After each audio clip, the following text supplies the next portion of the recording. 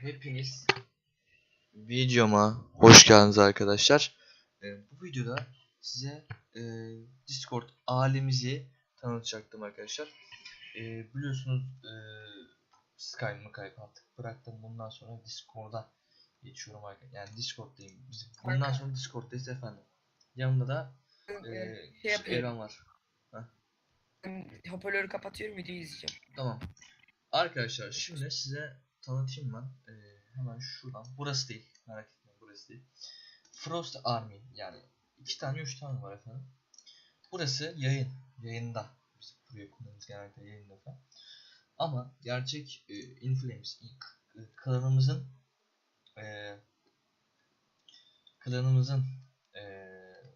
sunucusu bu.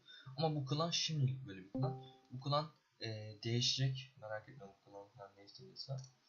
Bu arada kim geldi? Hoş geldin. Gençler, dediğim gibi bekle. Bekleyin, ben geliyorum şimdi. HG bu arada. Gençler, işte burada bir sürü görmüş olduğunuz gibi ben bunları destek amaçlı, mesela radyoaktif ayrıldım ama hala buradayım çünkü destek amaçlı bir şey oldu efendim. Bu dediğim gibi burası yayınlarda falan genellikle. Bu arada film, küçük bir film yapmış, onu da izlemeyi unutmayın. Bu şekilde yani gelmeyi unutmayın arkadaşlar, cidden gelirsiniz falan.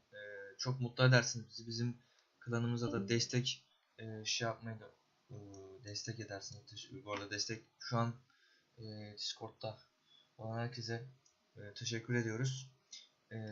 Evet. Cidden teşekkür ediyoruz arkadaşlar. Şimdilik arkadaşlar mikrofonum biraz ses kötü olabilir. Şöyle ben bir düzenleyeyim yapayım. Evet, ama ciddi yakınına güzel bir mikrofon alacağım arkadaşlar. Şimdilik bu böyle, yani kalite falan kötü falan, kusura bakmayın. Evet, bu da yüklensin.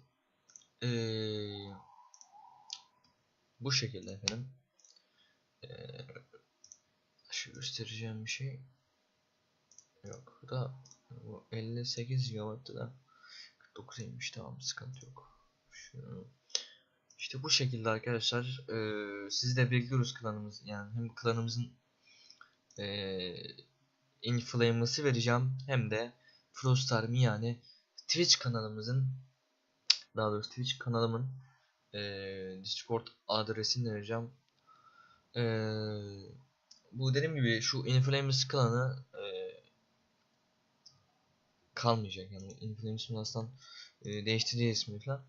Frost, ama Frost belki kalır, onu bilemiyorum, yani kalıcı olabilir.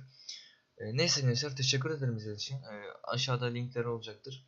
Kendinize bakın, hoşça kalın ve bay bay.